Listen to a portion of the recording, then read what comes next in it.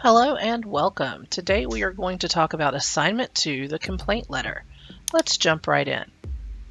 You'll see your student learning objectives as always. Let's go over what the basics needed for a business letter are. First, you need to pay attention to your line spacing. Remember that when you're writing a letter in Word, it automatically adds an additional few points of space in between lines every time you hit the Enter key. If you go into the Resources area under Tips, Tricks, and Training, you'll find a way to stop that because it is not appropriate for a letter. Your letter should not look double-spaced at all. We'll see a sample below. Pagination, you want to keep in mind that letters like these should be kept to one page or less whenever possible.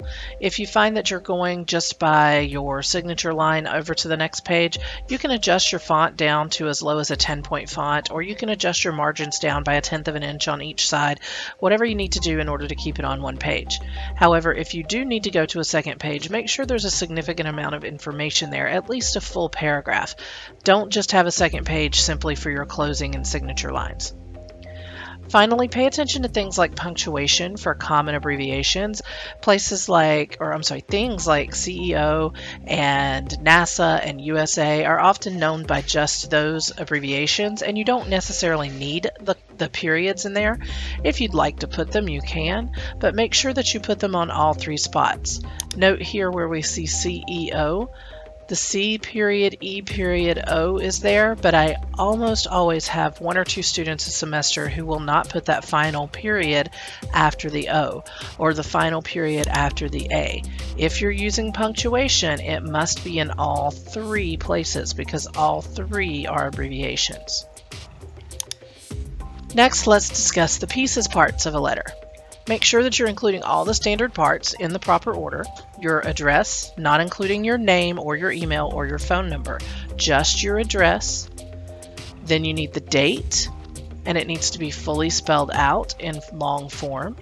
You need a greeting, which is your Dear Mr. or Miss, which should be followed by a colon and not a comma. Do not include the person's first name. Then you'll need the body of your letter. Each paragraph in your letter can be separated by a blank line, or you can indent each paragraph as you do in an essay. You just would do that with no blank line skipped. Don't do both, use one or the other. Next, you need a closing. Your closing cannot be thank you. Thank you is a sentence, it is not a closing. Think of something like sincerely, kind regards, warm regards. Those sorts of things are your closing, and that's followed by a comma. Then you have 3 blank lines, and then you have your own name typed out. So when you put your letter together, there's a sample image here that shows you again what needs to be in each spot and where you need to skip a line. There's one here that shows you how to do it with real information. And then here's one without the indicators of where to skip lines. This is what it will look like when you turn it in to me.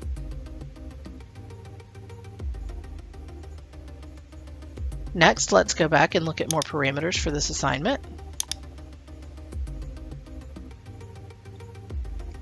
You'll see that there are some resources here to help you figure out the best ways to write a complaint letter. You will also see prior student work samples. I do hope you read through these. Several of these are quite funny and quite interesting. I do appreciate some good humor, so if you can throw that in, that would be great. And then we have our assignment expectations. Again, you have this video. You can review Chapter 9 to get some help with writing a claim letter, particularly page 242, which has information for a business claim letter. For this assignment, you're going to complain about a product that has failed you in some way. Something is wrong with it, something has happened, and you would like the company to make it right with you. This should be fully formatted and presentation ready with proper grammar, spelling, and punctuation throughout. And you're going to make sure that you include all of these things. Again, you have to have all of the standard parts of a business letter. You have to have a statement of your problem backed up by facts and examples of what has happened. You need to list any attempts that you've made to remedy the problem or fix the situation. You want to make sure that you list what you would like to see happen to satisfy you and make it right, but do be reasonable here. If a $25 product has broken and not caused any further damage, it's not reasonable to expect them to give you a $1 million payoff. So make sure that whatever you expect is reasonable, and then give a time frame for your expected response. But again, be reasonable here. This is presented for mailing. This is not an email we are creating. It is a letter. So when you are going to mail this via U.S. Postal Service, it's going to take a few days to get to the company. And then from there, probably a week, maybe more, to get routed to the right person within the company to address it. And then they're going to have to check with their legal department or their CEO or whomever they need to talk to figure out what to do to make it right. And then they need to get back to you. So a 1 week response time is simply not reasonable. 2 weeks is still pretty close. So you may want to consider a month or a month and a half or something like that, whatever you feel is reasonable for what you're asking for. You should not threaten them. You should not imply that you will report them or sue them or turn them over to the Better Business Bureau or badmouth them. Remember that you catch more flies with honey than you do with vinegar.